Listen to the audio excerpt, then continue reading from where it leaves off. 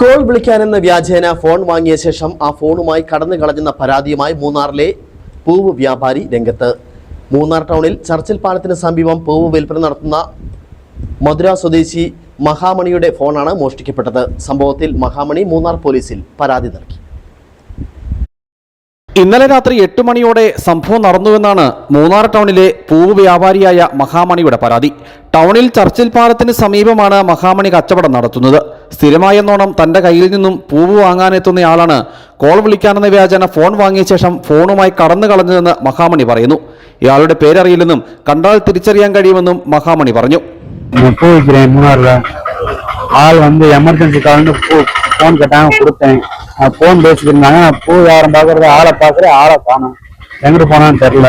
സംഭവത്തിൽ മഹാമണി മൂന്നാർ പോലീസിൽ പരാതി നൽകി. 30,000-ഓളം രൂപ വരുന്ന സാംസങ് കമ്പനിയുടെ ഫോണാണ് കവർച്ച ചെയ്തത്. കോൾ ചെയ്യാനെന്ന വ്യാജേന ഫോൺ വാങ്ങിയ ശേഷം മഹാമണിയുടെ കണ്ണു വെട്ടിച്ച് അപരിചിതൻ ഫോണുമായി കടന്നു കളയുകയായിരുന്നു. News bureau, Adimali.